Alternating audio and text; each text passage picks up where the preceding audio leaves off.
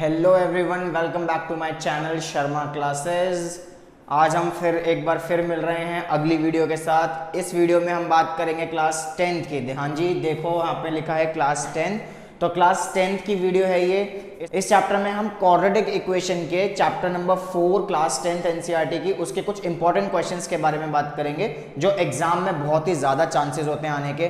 बहुत important questions हैं, इसको मिस मत करना, गलती मत कर देना इन क्वेश्चंस को ना देखने की। पूरी वीडियो को एंड तक देखना। इसमें 5 क्वेश्चन कवर करेंगे हम। ये 5 क्वेश्चन बहुत बार हमारे पीछे एग्जाम्स में यानी PYQs भी हैं, ये प्रीवियस ईयर क्वेश्चंस भी हैं, तो इनको बहुत ही ध्यान से देखना। इसके कॉन्सेप्ट से और क्वेश्चंस आप कर सकते हो, ठीक है। तो चलो शुरू करते हैं आज का पहला क्वेश्चन। तो क्वेश्चन है 1/a + b + x = 1/a + 1/b + 1/x। इस क्वेश्चन में हमें x की वैल्यू निकालनी है। जब भी लिखा हो सॉल्व फॉर x, हमें x की वैल्यू निकालनी होती है। यहाँ पे ऐसे क्वेश्चंस में बच्चों ध्यान रखना कि जो x है ये आपका वेरिएबल है, a और b जो है वो कांस्टेंट है, ठीक है। x, y, z ये तो आपको कहीं पर भी दिखेगा तो उनको आप वेरिएबल की तरह मतलब उसको यूज करेंगे। बाकी a, b, c, d जो होते हैं वो मोस्टली कांस्टेंट के तौर पे यूज किए जाते हैं।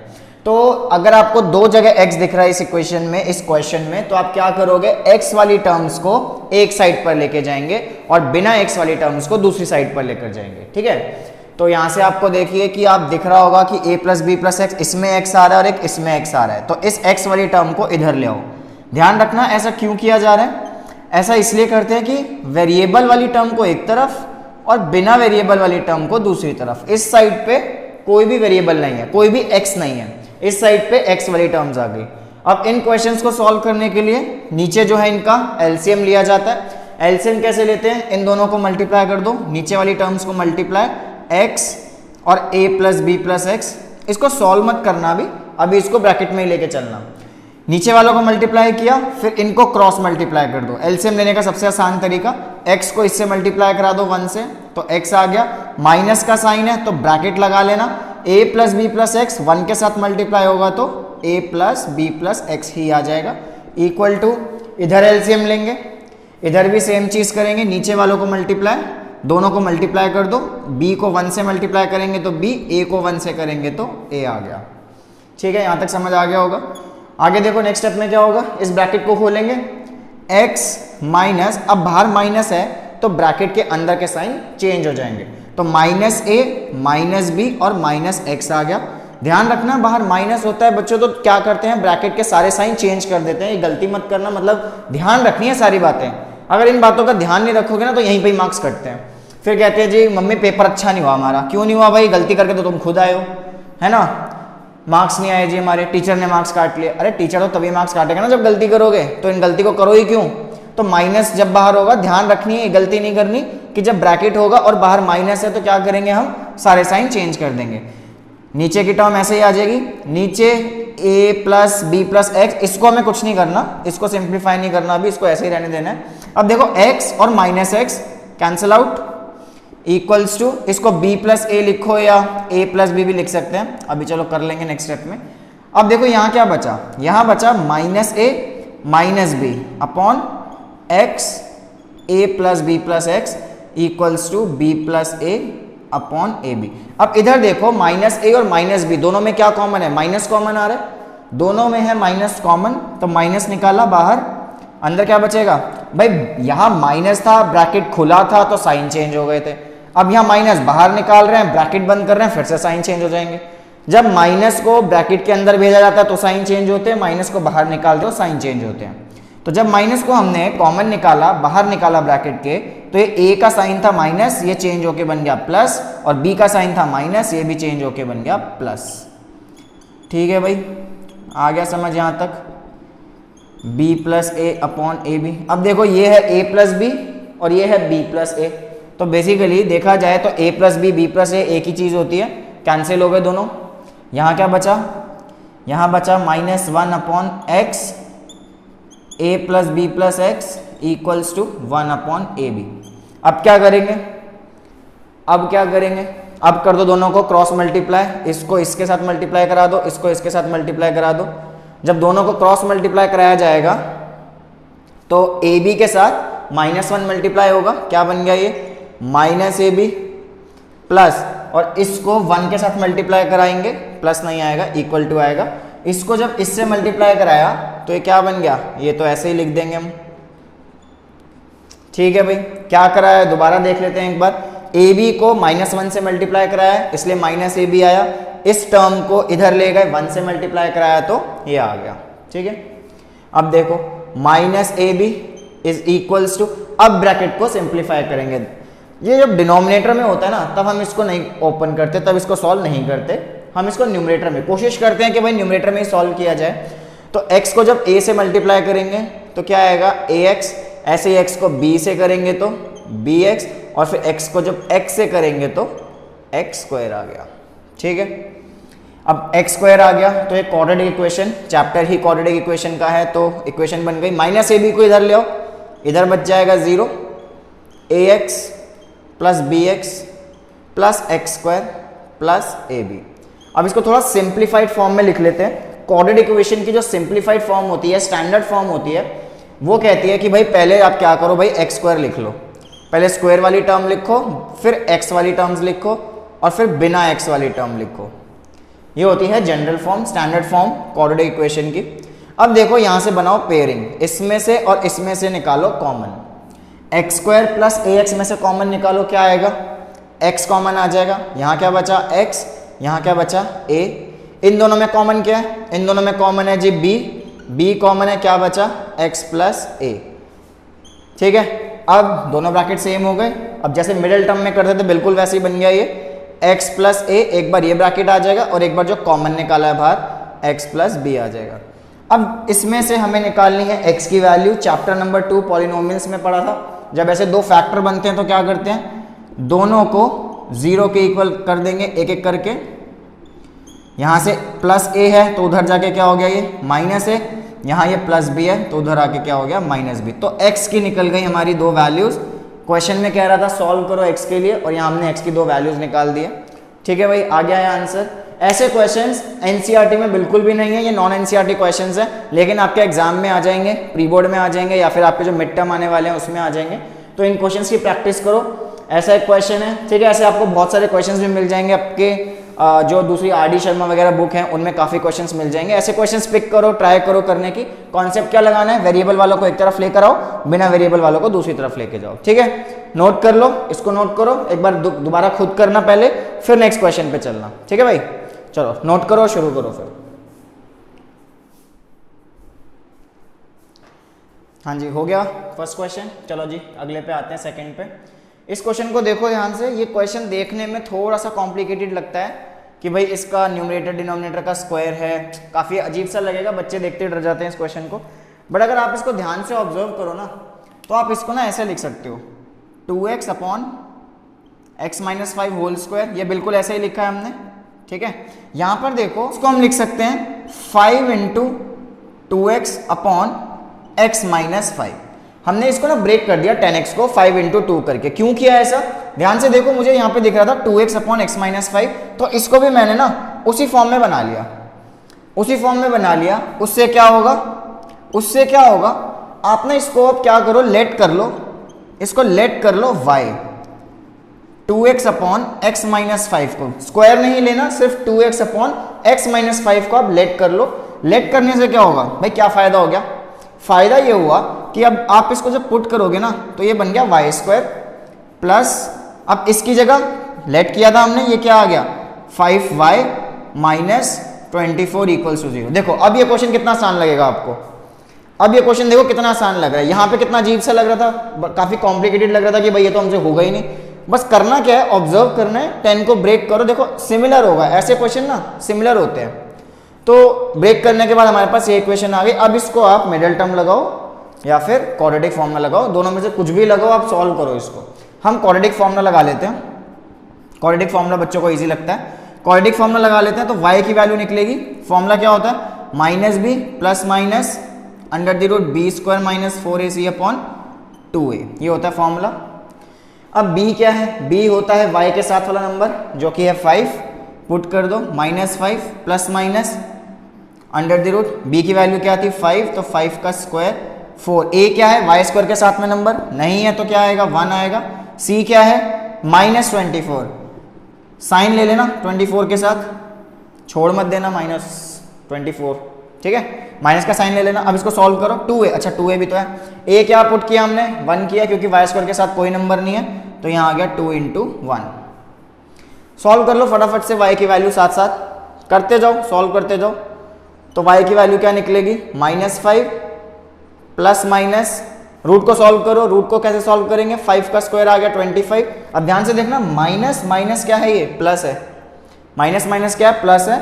अब 4 × 24 क्या होता है, 96 होता है, अपॉन में 2 आ गया। ये 96 कैसे आया, 4 को 1 से किया, 4 और 4 को फिर 24 से किया, और माइनस माइनस प्लस हो गया, -5 प्लस माइनस दोनों आएगा, प्लस माइनस 25 प्लस 96 121, ऐड कर लो, 6 5 11 9 2 11 और 1 12, ऐड कर लो 2 121 किसका रूट है, किसका स्क्वायर होता है भाई 121, वो होता है 11 का। तो 2 बार इसको वैल्यू में लिख लो, 2 बार 2 वैल्यू आएगी इसकी, एक बार हम प्लस लेंगे, एक बार माइनस लेंगे, ठीक है, एनसीईआरटी तो कर ही ली होगी आपने। तो y की 2 वैल्यूज निकल गई, 11 - 5 6/2 और -16/2, ये आया 3, ये आया 8। तो यहाँ से वैल्यू क्या क्या आ गई आपके पास, 3 आ गई और -8 आ गई, वैल्यू आ गई 3 और -8, ठीक है, देख लो वैल्यू आ गई y की 3 और -8। लेकिन हमें क्या बोल रहा था, हमें तो बोल रहा था सॉल्व फॉर x की वैल्यू निकालनी थी। तो ये y कहाँ से आ गया, y कहाँ से आया, हमने लेट किया था। अब जिसको लेट किया था उसकी वैल्यू पुट कर देंगे, हम पुट कर देंगे, ठीक है। इसको रब कर देते हैं, नोट कर लिया, फटाफट से नोट करो जल्दी से, जल्दी 1 2 3 रब कर रहा हूं मैं, हो गया नोट।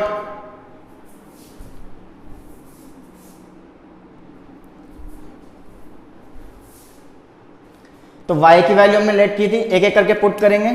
पहले क्या होगा, y = 3 के हिसाब से चलेंगे, तो इसको रखा 3, y की जगह क्या आ गया 3, 2x/x - 5 क्रॉस मल्टीप्लाई, ये इधर 3 से मल्टीप्लाई होगा, x - 5 1 से ये मल्टीप्लाई होगा 2x, 3 को मल्टीप्लाई करा दो जी ब्रैकेट के साथ, 3x - 15 = 2x, वेरिएबल वाला इधर 15 वाला इधर, तो जब 2x इधर आएगा 2x के और प्लस इधर आके माइनस, 15 माइनस है उधर जाके क्या हो जाएगा प्लस हो जाएगा, 3x - x कितना आ गया 1x, या फिर x की वैल्यू आ गई 15, एक वैल्यू आ गई हमारे पास 15। अब क्या करेंगे, दूसरी वैल्यू क्या थी, y = -8, y = -8 के लिए पुट करेंगे, इस y की जगह क्या डाल देंगे -8, जैसे यहाँ पे डाला था हमने 3, y को डाला -8, तो ये क्या हो गया 2x/x - 5, ठीक है, समझ आ रहा है, गुड। क्रॉस मल्टीप्लाई करो, बहुत आसान है, आप बहुत सारे क्वेश्चन कर चुके हो ऐसे, सिंपल क्वेश्चन है। क्रॉस मल्टीप्लाई तो आप 6 7 से करते हुए आ रहे हो। -8 को आप मल्टीप्लाई करो x - 5, क्वेश्चन ना होते ईजी हैं, बट क्या है ना, आपने कभी अटेम्प्ट करे नहीं है ऐसे क्वेश्चन, पहली बार है भाई, 10th तो पहली बार ही है, तो इसलिए आपको थोड़े से डिफिकल्ट लगते हैं। आप प्रैक्टिस करोगे इसकी तो बहुत आराम से क्वेश्चन सॉल्व हो जाएंगे, ठीक है, हो गया।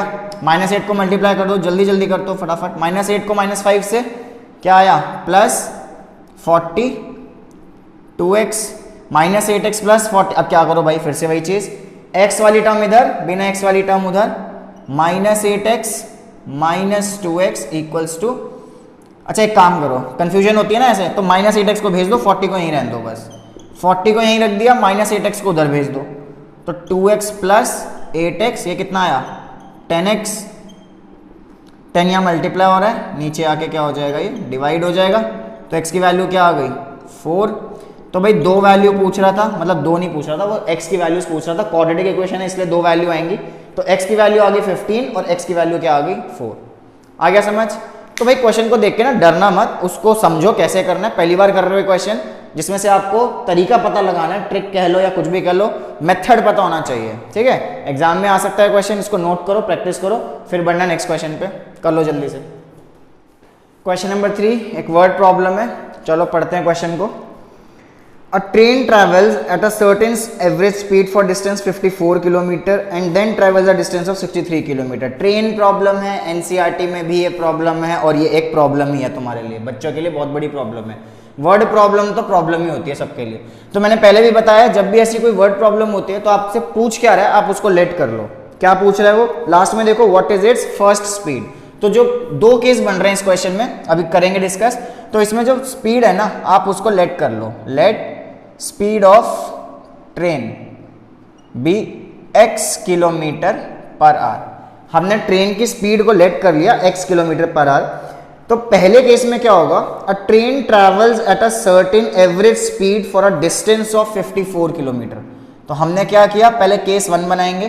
केस 1 में डिस्टेंस कितना बता रहा है, डिस्टेंस बता रहा है 54 किलोमीटर। एक ट्रेन है जो कि 54 किलोमीटर ट्रैवल करा है उसने with a certain average speed, उसी को हमने क्या किया है, x किलोमीटर पर आवर माना है।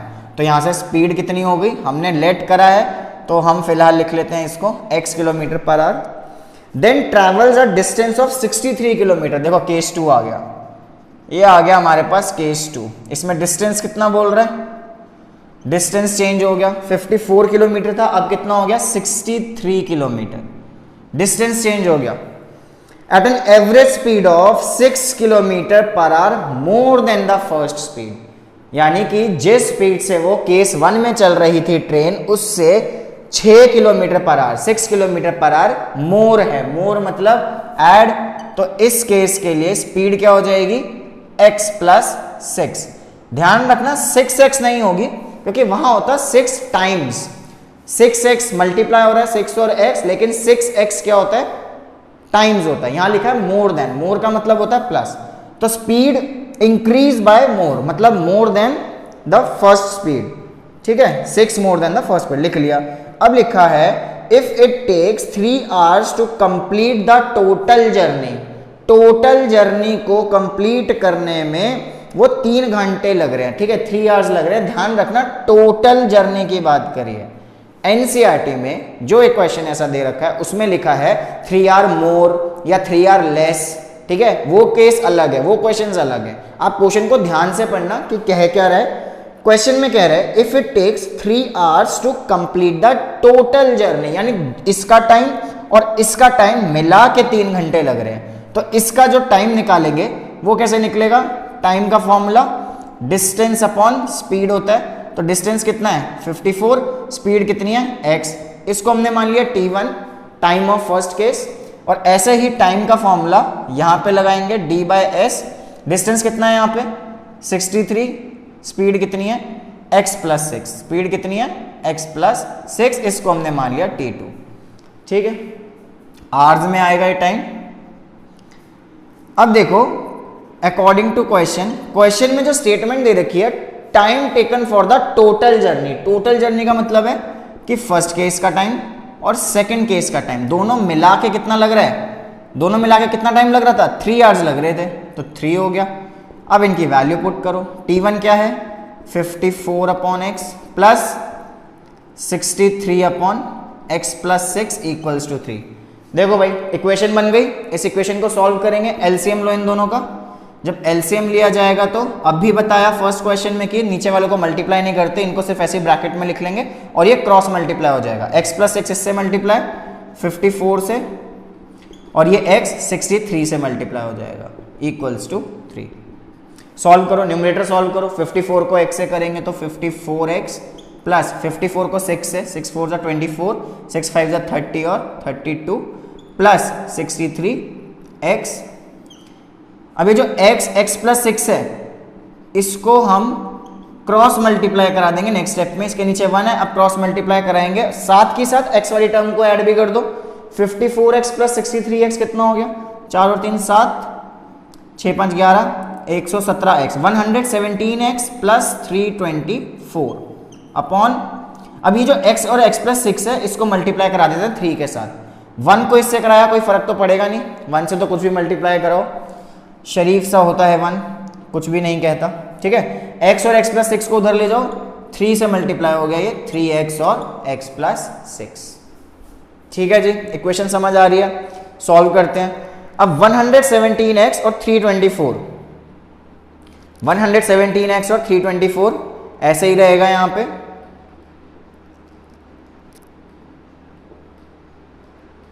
इसको मल्टीप्लाई कराओ 3x को x के साथ, ये हो गया 3x², 3x को 6 के साथ मल्टीप्लाई कराएंगे तो प्लस 18x आ जाएगा।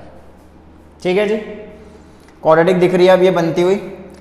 सारी टर्म्स को एक साइड ले आओ, इधर रह जाएगा 0, यहाँ है 3x² plus 18x minus 117x, ये टर्म इधर आ गई माइनस हो गया, 324 इधर आएगा माइनस हो जाएगा,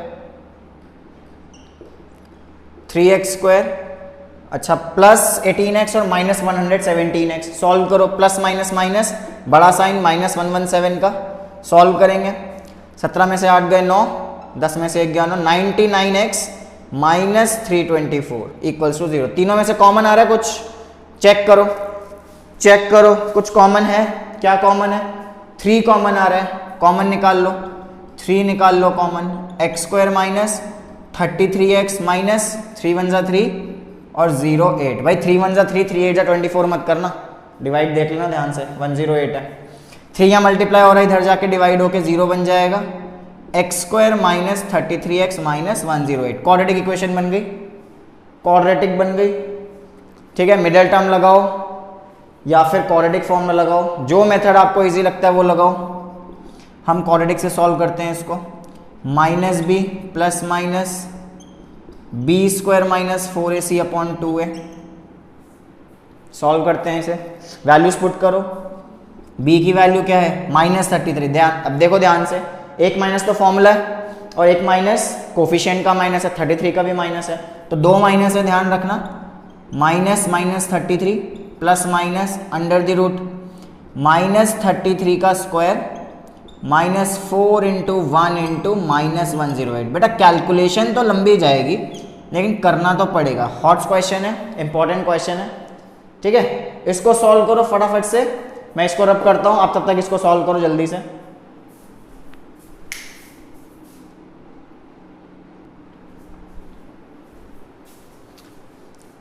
तो क्या आया, 33 माइनस माइनस प्लस, 33 का स्क्वायर 1089 और इसको मल्टीप्लाई किया था 432 आ गया। ठीक है, आगे सॉल्व करते हैं, 33 प्लस माइनस ऐड करो इसको, 9 2 11, 8 और 1 9, 9 3 12, 4 और 1 5, 1521, 1521।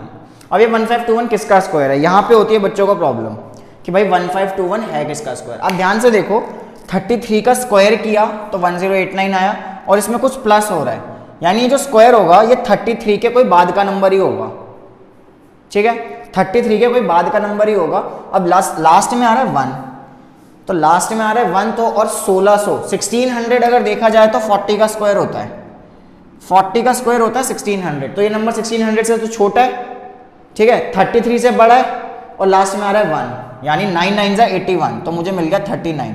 तो 39 का जब आप स्क्वायर करोगे तो आप देखोगे कि ये इसका स्क्वायर है, 9 3 जा 27, 27 और 8 35, 3 9 जा 27, 3 3 जा 11, 7 5 12। अब ध्यान से देखो, 1521 39 का स्क्वायर है। ठीक है, अदरवाइज आप इसको प्राइम फैक्टराइजेशन से भी कर सकते हो, प्राइम फैक्टर्स बना के, पढ़ा है आपने बचपन में।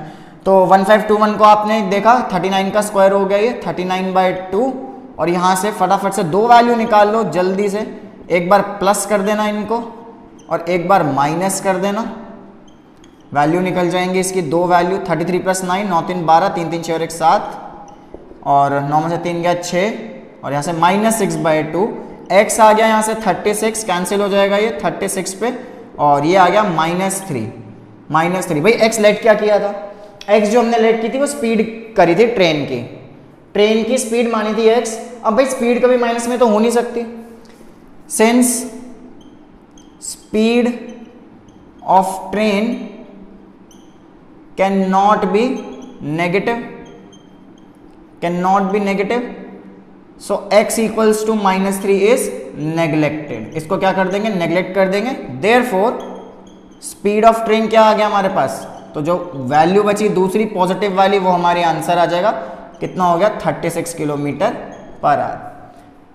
देख लो भाई, समझ आ गया होगा। -3 को हमने नेग्लेक्ट क्यों किया, क्योंकि स्पीड नेगेटिव नहीं हो सकती, चाहे वो ट्रेन हो, चाहे वो स्कूटर हो, चाहे हम ही भाग लें, हम भी नेगेटिव में कहाँ भाग लेंगे, तो स्पीड कभी नेगेटिव हो नहीं सकती, इसलिए स्पीड ऑफ ट्रेन क्या होगी 36 km/h हो गई। ठीक है, स्पीड नहीं हो सकती, ध्यान रखना, साइंस में वेलोसिटी नेगेटिव होती है लेकिन स्पीड कभी नेगेटिव नहीं हो सकती, ठीक है ना। वो कॉन्सेप्ट आप 11th में पढ़ोगे अगर आप साइंस लोगे तो, ठीक है। साइंस वाले बच्चे पढ़ेंगे।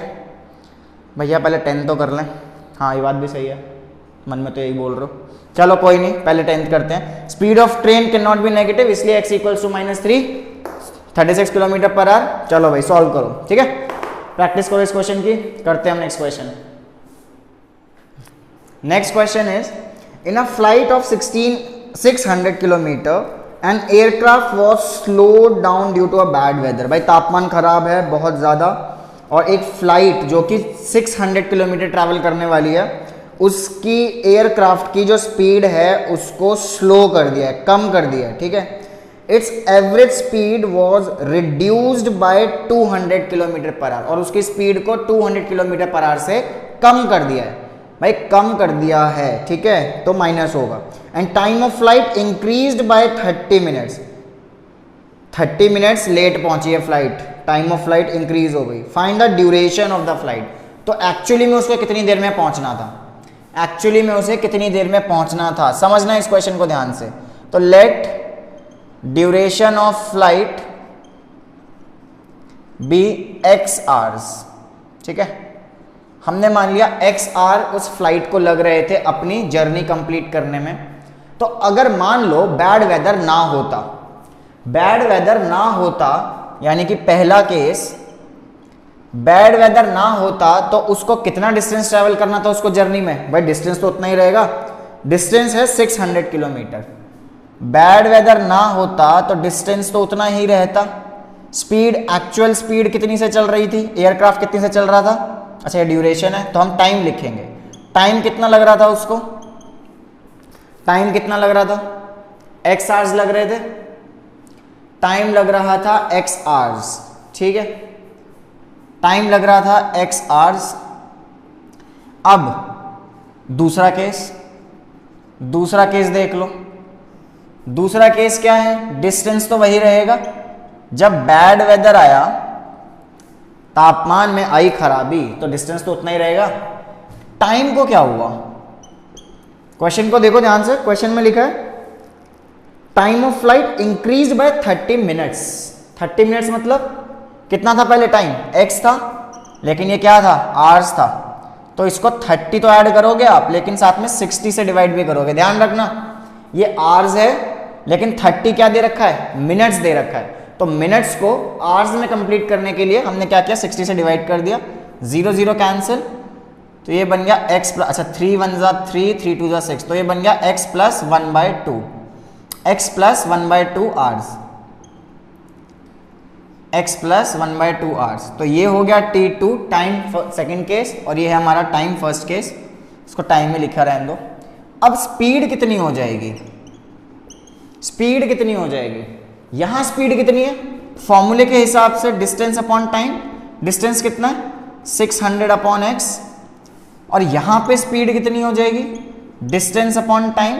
डिस्टेंस कितना है 600 अपॉन टाइम। अब देखो यहां पे देखो ये है फ्रैक्शन x प्लस 1/2, कंफ्यूजन हो जाती है बच्चों को, तो हम क्या करेंगे, अपॉन को डिवाइड का साइन लगा के करेंगे। 600 डिवाइडेड बाय क्या हो जाएगा ये x प्लस 1/2। बच्चों ध्यान से देखना, ऐसा क्यों किया, क्योंकि फ्रैक्शन आ गया, बच्चों को फ्रैक्शन में देखते कंफ्यूजन क्रिएट शुरू हो जाती है। तो हमने क्या किया, डिस्टेंस डिवाइड हो रहा था तो डिवाइड का साइन लगा लिया। अब इसको थोड़ा सा सिंप्लीफाई कर लेते हैं। 600 डिवाइड, एलसीएम ले लो इसका 2x प्लस 1, और हमने सीखा है डिवाइड का साइन हटा के लगता है मल्टीप्लाई और नंबर रेसिप्रोकल, तो 2 अपॉन 2x प्लस 1, जो कि ये बन गया 1200 अपॉन 2x प्लस 1। ये आ गई स्पीड, ठीक है, स्पीड आ गई। तो इसको हम ले लेते हैं S2 स्पीड 2, और इसको हमने ले लिया स्पीड 1। अब क्वेश्चन क्या कह रहा है, क्वेश्चन में लिखा था it's average speed was reduced by 200 kilometre per our, यानी कि जब बैड वेदर आया तो स्पीड कम हो गई। स्पीड कम हो गई कितने से, 200 से, जिसको हम लिख लेंगे S1। इसमें से 200 की स्पीड कम हो गई और हमारे पास नई स्पीड आ गई 1200 अपॉन 2x प्लस 1। तो इसको हमने लिखा according to question. S1 minus 200 equals to S2। पहले इसको ऐसे लिख लेते हैं, समझो इसको दोबारा। पहले स्पीड थी S1, उसमें से 200 हो गई कम और कितनी आ गई हमारे पास S2 आ गई। स्पीड कम करके ये वाली बन गई ना सेकंड केस वाली। तो S1 minus 200 equals to S2। अब वैल्यूज पुट कर दो, 600 upon x minus 200 equals to S2 कितना है 1200 upon 2x plus 1, 1200 upon 2x plus 1। अब इसको सिंप्लीफाई करेंगे, x वाली टर्म्स को एक साथ ले आते हैं, बिना x वाली को उधर ले जाते हैं। तो 600 अपॉन x, ये जब इधर आएगा तो माइनस 1200 अपॉन 2x प्लस 1 और 200 वहां चला जाएगा, 200 आ गया। ठीक है, सॉल्व करो इसको फटाफट। एलसीएम सेम तरीका है इक्वेशंस को सॉल्व करने का। इसको दोनों को लिखा, 2x को इससे मल्टीप्लाई करेंगे, 600 को जब 2x से मल्टीप्लाई होगा तो ये बन जाएगा 1200x प्लस 600। ध्यान से देखो, 600 को हम क्या कर रहे हैं, इसको मल्टीप्लाई करा रहे हैं। तो जब ये 600 इससे मल्टीप्लाई होगा 2x प्लस 1 से, तो पहले 600 2x से मल्टीप्लाई होगा जो कि बन गया ये 1200x। ठीक है, फिर 600 1 से मल्टीप्लाई होगा तो ये क्या बन गया 600 बन गया। इस 600 को हमें दोनों से मल्टीप्लाई कराना है, तो ये आ गया। उसके बाद x मल्टीप्लाई होगा 1200 से और बीच में है माइनस, तो माइनस 1200x इक्वल्स टू 200। तो यहां से ध्यान से देखो, 1200x और 1200x हो गया कैंसिल, ये दोनों हो गए कैंसिल। सॉल्व करेंगे इसको, क्या बचा यहाँ पे, यहाँ बचा 600, यहाँ बचा 600 upon x 2x plus 1 equals to 200। इसको उधर भेज देते हैं, 600 इज इक्वल्स टू 200 के साथ ये मल्टीप्लाई हो गया तो ये बन गया 200x 2x प्लस 1। अब ये 200 मुझे दिख रहा है 600 से कैंसिल हो सकता है अगर इसको मैं डिवाइड में ले जाऊं तो ये हो गया 600। जब इस 200 के नीचे आएगा डिवाइड में तो ये कैंसिल होके बचेगा 3x 2x प्लस 1। इतना समझ आया, इतना समझ आया, समझो, इसको नोट करो, इसे रब कर लेते हैं तब तक। तो क्या बचा हमारे पास यहाँ पे, यहाँ बचा 3 इक्वल्स टू, इसको मल्टीप्लाई करा देते हैं, सॉल्व करते हैं इसको। x को मल्टीप्लाई कराओ इससे और इससे, x जब 2x से मल्टीप्लाई हुआ तो ये हो गया 2x स्क्वायर प्लस x को 1 से मल्टीप्लाई कराया तो x, 3 को ले जाएंगे दूसरी वाली साइड, ये बन गई क्वाड्रेटिक। अब इसको आप जो मर्जी मेथड लगाओ, मिडिल टर्म लगाओ या क्वाड्रेटिक फॉर्मूला, जो आपको ठीक लगे, दोनों में से कोई भी मेथड लगा सकते हो जो इजी लगता है। वैल्यूज पुट करो फटाफट, -1 प्लस -1 का स्क्वायर 4ac। वैल्यूज और साइन दोनों को ध्यान से पुट करना। ABC क्या होते हैं, कोफिशिएंट ABC। तो A हो गया 2, B हो गया 1 और C हो गया -3। वैल्यू पुट कर दी, सॉल्व करेंगे। 1 माइनस माइनस प्लस, 4 2 ज़ा 8, 8 3 ज़ा 24 अपॉन 2 2 ज़ा 4। ठीक है, x की वैल्यूज आ रही हैं आपके पास, -1 प्लस माइनस 24 और 1 25, 24 और 1 क्या हुआ ये 25, 25 किसका स्क्वायर है, 25 है 5 का स्क्वायर, तो ये हो गया 4। अब जल्दी से इसको दो वैल्यूज निकाल के सॉल्व कर दो। x की वैल्यू आ जाएगी, दो बार इसको करेंगे, एक बार प्लस एक बार माइनस, 4 अपॉन 4 -6 अपॉन 4 कैंसिल, और ये आ गया 3 अपॉन 2 -3 अपॉन 2। भाई x एक आ रहा है पॉजिटिव, एक आ रहा है नेगेटिव, एक बार चेक कर लेते हैं x था क्या, x था आवर्स, टाइम नेगेटिव हो सकता है, टाइम कभी नेगेटिव हो सकता है, बुरा टाइम हो सकता है किसी का लेकिन नेगेटिव नहीं हो सकता। ठीक है, टाइम किसी का बुरा चल सकता है लेकिन नेगेटिव नहीं हो सकता, इसलिए ये हम निग्लेक्ट कर देंगे। तो हम यहां क्या लिखेंगे, since time of flight can not be negative, so x equals to -3/2 hours is neglected. तो क्या आंसर आया, ड्यूरेशन ऑफ फ्लाइट जो थी, therefore duration of flight equals to 1 hour. तो भाई 1 घंटे की जर्नी थी जिसमें से क्वेश्चन में कह रहा था 30 मिनट्स ज्यादा लगे, यानी उसको 1.5 घंटा लग रहा है, 1 आवर 30 मिनट्स लग रहे थे बैड वेदर की वजह से। ठीक है, तो आंसर आ गया हमारे पास 1 आवर। देखो इसको नोट करो, कोई स्टेप अगर नहीं समझ आया तो उसको एक बार कोशिश करो दोबारा से रिवाइंड करके देखो, ठीक है। पीछे वीडियो को देखो, दोबारा देखो, नहीं समझ आया तो फिर आप कमेंट करो, उस स्टेप को दोबारा समझा देंगे। नोट करो आप इसको, फिर बढ़ते हैं लास्ट क्वेश्चन पे। तो बढ़ते हैं लास्ट क्वेश्चन पे। अब जो लास्ट क्वेश्चन है वो है अपस्ट्रीम डाउनस्ट्रीम का क्वेश्चन, जो एनसीईआरटी में तो बहुत ही कम क्वेश्चन है उसके, लेकिन एग्जाम में मोस्टली ये आते हैं, ठीक है। आपका मिड टर्म आने वाला होगा, प्री बोर्ड आने वाले होंगे, तो उनमें ये एग्जाम में पक्का आएगा अपस्ट्रीम डाउनस्ट्रीम का क्वेश्चन। क्वेश्चन स्टार्ट करने से पहले समझ लेते हैं फटाफट से कि अपस्ट्रीम डाउनस्ट्रीम होता क्या है। भाई वाटर है, रिवर है, कुछ भी है, उसके अंदर बोट चल रही है, मान लेते हैं बोट चल रही है, बोट की स्पीड मान ली x, ठीक है, और वाटर की स्पीड मान ली y। तो अपस्ट्रीम और डाउनस्ट्रीम का मतलब क्या है? अपस्ट्रीम का मतलब है कि बोट और वाटर यानी बोट और पानी दोनों ऑपोजिट डायरेक्शन में जा रहे हैं, कि अगर पानी इधर आ रहा है तो बोट उधर जा रही है। बात समझ आई? दोबारा देखो, अगर बोट इस तरफ आ रही है तो पानी की जो फ्लो है वो उधर था, ऑपोजिट था, उसे हम कहेंगे अपस्ट्रीम। तो ऐसे केसेस में बोट की स्पीड को ज्यादा होना पड़ेगा पानी की स्पीड से। अगर बोट की स्पीड कम हुई तो पानी तो उसे बहा के ले जाएगा अपने साथ, है ना। बोट की स्पीड को ज्यादा होना पड़ेगा पानी की स्पीड से, अदरवाइज वो आगे नहीं जा पाए, वो तो पानी के साथ बह जाएगी साथ में। तो ऐसे केसेस में हम स्पीड को x माइनस वाई लेते हैं, जो नेट स्पीड होती है वो x माइनस वाई होती है। क्यों होती है? क्योंकि मान लेते हैं, चलो मान लेते हैं बोट की स्पीड थी 15 किलोमीटर पर आवर और पानी की स्पीड थी 20 किलोमीटर पर आवर, और ये था अपस्ट्रीम का केस, दोनों ऑपोजिट डायरेक्शन में। तो क्या बोट फ्लोट कर पाएगी? आगे जा पाएगी बोट? नहीं जा पाएगी। भाई स्पीड कम है, पानी की स्पीड ज्यादा है, तो वो तो उसके साथ बह जाएगी बोट। तो इसलिए बोट की स्पीड को क्या होना होता है? ज्यादा होना होता है, और वाटर की स्पीड को कम रखना होता है, ठीक है, तभी अपस्ट्रीम का केस पॉसिबल है। तो इसलिए नेट स्पीड कितनी हो जाएगी? अब मान लेते हैं इसको उल्टा कर दिया, बोट की स्पीड होगी 20, पानी की स्पीड होगी 15।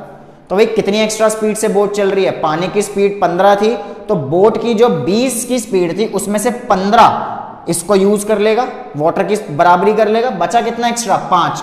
तो जो एक्चुअल स्पीड है बोट की अपस्ट्रीम के केस में वो कितनी है? 5 है, तभी हम उसको दोनों को माइनस कराते हैं, ठीक है। बात समझ आ गई? अब अगर हम ले लें केस डाउनस्ट्रीम का, डाउनस्ट्रीम में दोनों की स्पीड सेम होती है, मतलब अगर बोट इधर जा रही है तो पानी भी उसी की डायरेक्शन में फ्लो कर रहा है। ये है डाउनस्ट्रीम का केस, और इसमें होता है ऑपोजिट केस, बोट अगर इधर थी तो वाटर उल्टी डायरेक्शन में चल रहा था। डाउनस्ट्रीम के केस में बोट और वाटर, बोट को हमने क्या माना है? x माना है, ठीक है, और वाटर की स्पीड को क्या माना है? y। डाउनस्ट्रीम के केस में दोनों क्या हो जाते हैं? ऐड हो जाते हैं। स्पीड क्या हो जाती है? ऐड हो जाती है। जो नेट स्पीड हो गई अपस्ट्रीम और डाउनस्ट्रीम की वो ये होती है। इसको समझना जरूरी है, क्योंकि क्वेश्चन में कभी ना कभी कुछ ना कुछ ट्विस्ट आ जाता है, जो कि बच्चे फिर उसको पकड़ नहीं पाते। कॉन्सेप्ट क्या कहता है कि अपस्ट्रीम की जो स्पीड है वो x माइनस वाई हो जाएगी, क्योंकि ऑपोजिट डायरेक्शन है, और डाउनस्ट्रीम के केस में x प्लस वाई हो जाएगी, क्योंकि सेम डायरेक्शन है, ठीक है। फटाफट से क्वेश्चन शुरू करते हैं। अब इसको याद रखना है आपने, नेट स्पीड डाउनस्ट्रीम अपस्ट्रीम, ठीक है। चलो क्वेश्चन शुरू करते हैं। तो क्वेश्चन है, speed of boat in still water is 15 kilometre per our. Still water का क्या मतलब है? कि जब पानी फ्लो नहीं कर रहा, पानी फ्लो नहीं कर रहा तो जो स्पीड दे रखी होती है वो बोट की ही स्पीड होती है। आप इसको समझ सकते हैं कि जब speed of boat in still water का मतलब है कि स्पीड ऑफ बोट ही दे रखी है, वो कितनी दे रखी है? 15 किलोमीटर पर आवर। ध्यान रखना, बोट की स्पीड स्टिल वाटर में बोट की ही अपनी स्पीड होती है, जो हमने अभी x माना था, तो यहां पे वो दे रखा है, हमें लेट करने की जरूरत नहीं है, 15 दे रखा है। It can go 30 kilometre upstream. अब आपको क्या करना है? केसेस बन जाएंगे दो, एक केस बन गया अपस्ट्रीम का और एक केस बन गया डाउनस्ट्रीम का, ठीक है। अब क्वेश्चन में बोट की स्पीड तो फिक्स है 15 किलोमीटर पर आवर। अब जब वो कह रहा है कि it can go 30 kilometre upstream, यानी अपस्ट्रीम के केस में डिस्टेंस कितना हो गया? 30 किलोमीटर हो गया। 30 kilometre and return downstream to original point in 4 hour 30 minutes. Question को समझ लेते हैं पहले। क्वेश्चन कह रहा है कि बोट की स्पीड 15 किलोमीटर पर आवर है, वो 30 किलोमीटर अपस्ट्रीम जा रहा है और वापस आ रहा है 4 आवर 30 मिनट्स में, यानी 30 किलोमीटर जाके 30 किलोमीटर वापस आ रहा है, टोटल टाइम 4 आवर 30 मिनट्स। तो दोनों के केसेस में जो डिस्टेंस है वो क्या है, सेम है। ठीक है, स्पीड कितनी है किसकी, अपस्ट्रीम की। अब समझिए इसको, अपस्ट्रीम के केस में हमने देखा था कि हमने दोनों को माइनस कराया था। कौन दोनों, स्पीड ऑफ बोट और लेट कर लो speed of water. Speed of water कितना हो गया, हमने यहां ले लेते हैं y किलोमीटर पर आवर। क्यों, क्योंकि x तो हमें दे रखा है 15, तो हमने यहां से y लेट कर लिया, स्पीड ऑफ वाटर को y। तो नेट स्पीड जो थी अपस्ट्रीम की वो क्या थी, नेट स्पीड में, अपस्ट्रीम में क्या करते हैं, दोनों की स्पीड को माइनस, बोट की स्पीड पहले आएगी, वाटर की स्पीड बाद में आएगी, इसलिए आ गया 15 minus y kilometre per our. ठीक है, आ गया समझ। अपस्ट्रीम के केस में दोनों स्पीड माइनस होती हैं, बोट की स्पीड 15 है, वाटर की स्पीड y है जो कि हमने लेट करा है, तो नेट स्पीड आ गई 15 माइनस y। डाउनस्ट्रीम के केस में नेट स्पीड कितनी आ जाएगी, डाउनस्ट्रीम के केस में क्या करते हैं, स्पीड को प्लस करते हैं, तो दोनों स्पीड को हमें प्लस करना है, तो ये हो गया 15 plus y kilometre per our. फटाफट से टाइम निकाल लो। टाइम का फॉर्मूला क्या होता है, डिस्टेंस अपॉन स्पीड। डिस्टेंस कितना है 30, स्पीड कितनी है 15 माइनस y, तो ये आ गया आपके पास t1। इसको हम t1 मान लेते हैं, यहाँ हमने लिख दिया t1। ऐसे यहाँ से हम टाइम निकालेंगे t2 सेकेंड केस का, distance upon speed, distance 30, speed हो गई 15 प्लस y। अब क्वेश्चन में लिखा था द टोटल जर्नी, मतलब जाना प्लस आना to original point in 4 hour 30 minutes. तो अकॉर्डिंग टू क्वेश्चन उसको जाने में कितना टाइम लग रहा है, मतलब अपस्ट्रीम में कितना टाइम लग रहा है t1, और आने में कितना टाइम लग रहा है t2। टोटल टाइम हमें दे दिया 4 आवर प्लस 30 मिनट्स। मिनट्स को आर में बदलेंगे, मिनट्स को जब आर में बदला तो क्या करा था अभी हमने पीछे क्वेश्चन में देखा था, उसको 60 से डिवाइड कर दिया था। दोनों को आर में रखना है, 4 आवर 30 मिनट्स था, मिनट्स को आर में बदला इसलिए 60 से डिवाइड हो गया, तो 4 आवर 30 मिनट्स जो कि बन गया अभी आवर्स में। इसको कैंसिल करेंगे, 1/2 आएगा। t1 की वैल्यू पुट करो, t1 की वैल्यू है 30 upon 15 minus y, plus t2 की वैल्यू क्या है 30 upon 15 plus y is equals to 4 plus 1/2, 4 plus 1/2। अब इस क्वेश्चन को थोड़ा सा इजी करने के लिए 30 को निकाल लो कॉमन, क्या बचेगा 1 upon 15 minus y, 1 upon 15 plus y is equals to, LCM लो, 2 4 8 और 1 9। ठीक है, सिंप्लीफाई, इनमें एलसीएम लेंगे 30 ऐसे ही रहेगा। जब इसका एलसीएम लेंगे तो नीचे वाले नंबर ब्रैकेट में आ जाएंगे और ये क्रॉस मल्टीप्लाई हो जाएगा, ये इसके साथ ये इसके साथ, तो 15 प्लस y, अब बीच में माइनस नहीं है तो साइन पे कोई फर्क नहीं पड़ेगा, साइन वैसे ही रहेंगे, plus 15 minus y equals to 9/2। y से y कैंसिल हो गया, 15 से 15 मत कर देना, साइन सेम है। y से y इसलिए कैंसिल हुआ है क्योंकि एक प्लस है एक माइनस। ठीक है जी, आगे देख लेते हैं।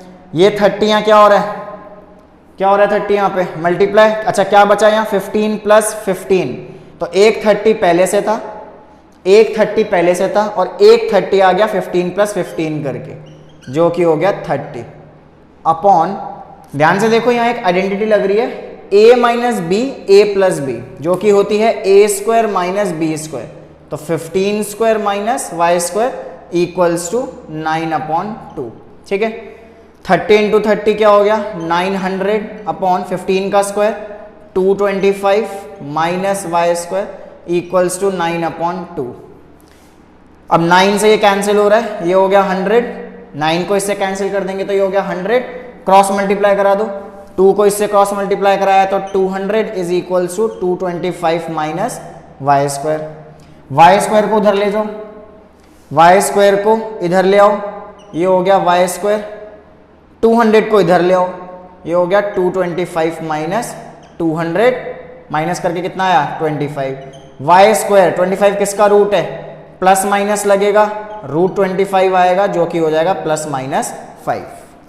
वाई क्या हो गया प्लस माइनस 5। दो वैल्यूज आ गई, एक बार y आया +5 और एक बार y आया -5। बट अगेन y क्या था, लेट किया था स्पीड ऑफ वाटर, स्पीड फिर से माइनस नहीं हो सकती, माइनस नहीं हो सकती तो फिर से वही लाइन लिख दोगे, speed can not be negative therefore it is neglected. तो हमारा आंसर क्या आ गया, y is equals to 5, speed of water is 5 kilometre per hour, ये हमारा आ गया आंसर।